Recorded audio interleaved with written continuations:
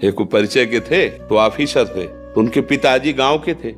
अंगूठा डाले और ऐसे कांच लगाए और गए वहां। पहले तो घुसने ही नहीं दिया, तो उनका ले जो तुम्हारे सर हैं उनके हम बाप हैं। तो हाँ रास्ता जब गए तो वो कुर्सी से नहीं उठे, तो उन्होंने देखा उनका अब पिता तो पिता ही ला देखा, तो उनका हम तो मिलने आए थे आपसे, बात की, वो वापस हो गए। और जब वापस हो रहे थे धीरे धीरे कदम से, तो उनके बगल वाले ऑफिसर, ये कौन था, आपसे कोई प्रणाम नहीं किया, मतलब आपको सलूट नहीं किया आप ऐसे? बोले हमारे घर का एक नौकर था वो मिलने आया था। उनके कान में आवाज पड़ी, आंसू गिराते हुए गए और जब मिले हमसे तब बताया कि कह रहा था अपने ऑफिसरों के सामने कि हमारे घर का नौकर है। बोले पढ़ाया लिखाया मेहनत करके उसको उस पद में पहुंचाया, और हम ही को कह रहा था कि नौकर है, उठ के पैर भी नहीं छुआ था। उनका कल्याण की तो बात जाने दो, कभी शांति और चैन से सो नहीं पाएगा, क्योंकि औरों का साथ चाहे विलंब से लगे, जिसने पाला है वो माता पिता